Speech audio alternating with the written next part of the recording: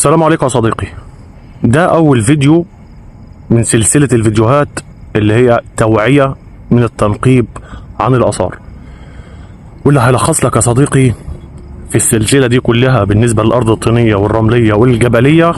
تمام، بس فيديونا النهاردة بيتكلم عن الأرض الطينية والرملية. هلخص لك القصة كلها يا صديقي في السلسلة دي. اقتنعت يا ابن عمي بالكلام كنبي، ما اقتنعتش محدش قال لك خد الكلام غصب او عافيه او ان انت وحش واحنا حلو والكلام ده كله.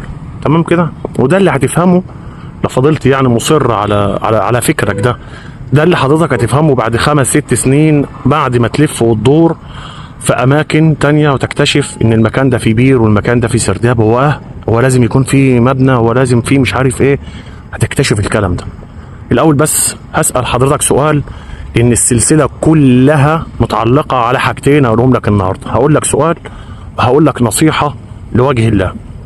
السؤال اللي هو يا صديقي، مفهومك ايه عن المقبرة؟ مفهومك ايه عن المقبرة؟ انا هرد مكانك وحضرتك اكيد نفس القصة برضه. مفهوم يا صديقي عن المقبرة هي اسمها المباني الجنائزية.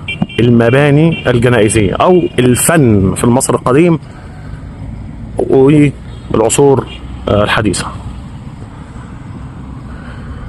مفهوم يا صديقي عن المقبرة ان هي اشياء مبنية. تمام، اختلفنا او اتفقنا على العمق، عشان احنا لسه هنختلف قدام شوية في الفيديو. اتفقنا واختلفنا عن العمق. هي اشياء مبنية على اشكال ابيار غرف، ممرات، سراديب وخلافه. مظبوط كده؟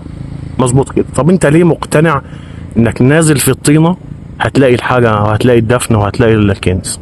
ده رقم واحد.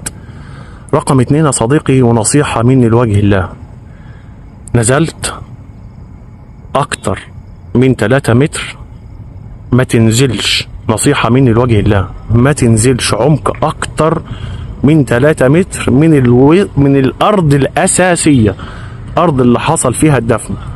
اي مباني هتلاقيها بعد العمق ده هي مباني معيشة او بقايا بناءات. تمام، وده هعرفه لك طول السلسلة. هعرف لك شكل بقايا البناءات ومباني المعيشة وسادات المياه وابيار المياه، وكل ده هنعرفه لك في السلسلة اللي احنا هنعملها لك. طيب انت حضرتك من الناس اللي عندها قطعة ارض ايا كان المساحة ونزلت فيها اكتر من كذا مرة، نزلت فيها اعماق وهوب ما لقيتش غير طينة، شقف، عظم، الكلام ده كله. بص يا ابن عم، شواهد الشقف والكلام ده كله هو شاهد، زي ما هو شاهد على ان في دفن في المنطقة زي ما بيقول لك، هو شاهد كمان على ان في مكان معيشة، منطقة معيشة، اللي هم العلماء بيقولوا عليها حقبة زمنية. هو دليل على وجود حقبة زمنية في المنطقة، سواء عاشت او دفنت او عبدت او اي شيء من الكلام ده. زي الفل. حتى المعيشة والتصنيع هتلاقي فيه طبقات متغيرة، هقول لك كل ده واشرحه لك. جميل.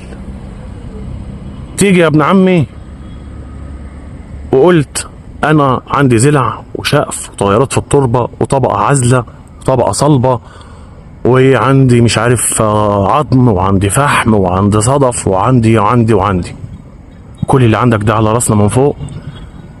في مباني يبقى في مقبرة، مفيش مباني يبقى مفيش مقبرة.